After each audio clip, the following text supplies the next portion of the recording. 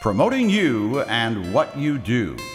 This is OIC Studio Podcast.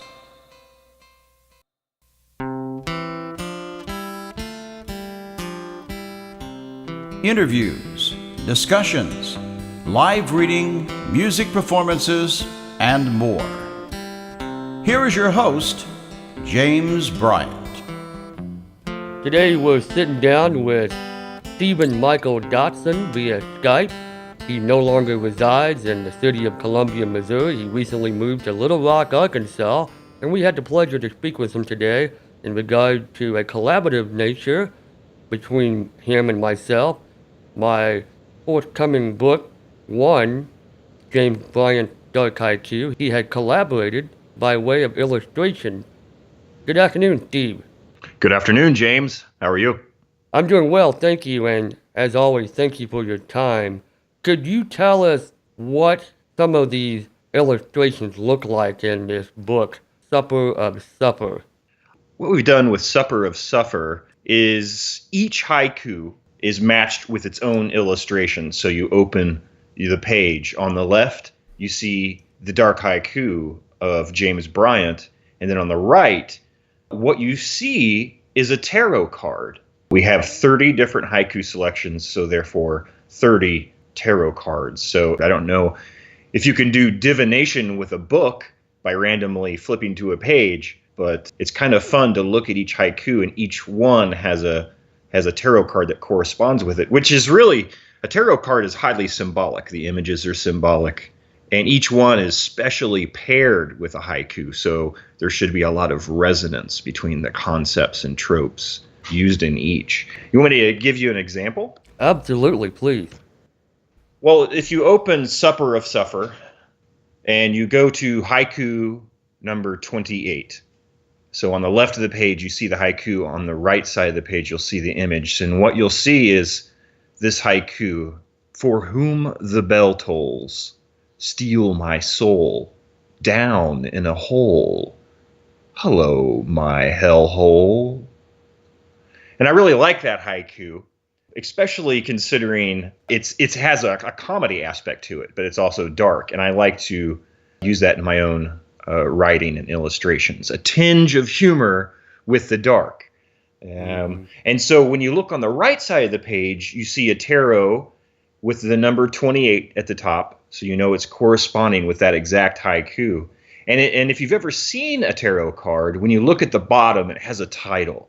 And it's usually something symbolic like the magician, the moon, the sun, the empress, that sort of thing. And so with each haiku, it has a special word or concept pulled from the haiku itself and placed on the tarot. So when we read, for whom the bell tolls, steal my soul down in a hole, hello, my hellhole, the actual tarot is titled Hellhole.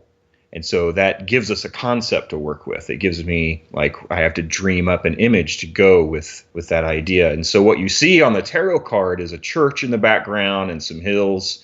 And you see a funeral procession. And there are just stacked rows of faces of mourners that start on the right side of the tarot and sort of diminish and get smaller as they move into the background, where you see them lining up, looking into the grave. The flow of the image gives you a sense that you're moving down through this procession on the upper right to the lower left, that you're moving down into the grave yourself. And of course, the grave, symbolically, I'm calling the hellhole. And I think that's part of the joke that you were telling in this haiku, James. For whom the bell tolls, steal my soul down in a hole. Hello, my hellhole. That's the grave, being lowered into the hole. Yes, absolutely. But yeah, I wanted it to look very occultish, and it's something that the reader can immerse themselves in. You can look at the image real quick and get a general impression, or you can spend a few minutes looking at it and delving into the concepts and symbols on each one. Yes, and special credit does have to be given to you, because in the initial process of coming up with this book idea, I was saying to myself, there's just no way that someone's going to be able to read a book that has one haiku after the other, page after page. Yeah. Because I know personally myself, I could read maybe, a couple of pages before I get bored. That's where the special credit comes in because you suggested this illustration idea and it was just a perfect escape hatch for me. I was like, yeah, okay, great. Yeah, thank you. I appreciate that. I mean, it's the nature of the haiku itself. It's like it's a meditation. It's like if you read a haiku, like a traditional nature-based haiku or dark haiku, it's short, but it's short and sweet. It puts you in a specific mental frame or a specific environment, and it's kind of a meditation. So by reading it and then looking at an image, it gives the modern reader an excuse to slow down. Yes. These illustrations in Supper of Supper, do they in any way have some veiled reference to the occult? Yes, I definitely interjected not only occult references, but references from literature and art. That's sort of an occultish thing to do anyway, is to layer something with meaning, with different types of meaning. Like for an example, if you look at the tarot that goes, "Continue to sob, you can't hate the machine for doing its job." Basically, in that image, I have an assembly line, like a procession of prisoners. And one by one, they're being dropped into this giant fiery furnace. The concept is that there's just a repetition to death and punishment. If you really sort of zoom out and have an objective view of it, it's basically exactly what the haiku is talking about. You can't hate the machine for doing its job. Mm-hmm. But if you see the assembly line of death by the machine, it can be appalling, But at the same time, we end up reminding ourselves you can't hate the machine for doing its job. It's the ugly side of life. I mean, how many people eat a steak but can't stand seeing a cow butchered? Yes, and the machine can take any shape.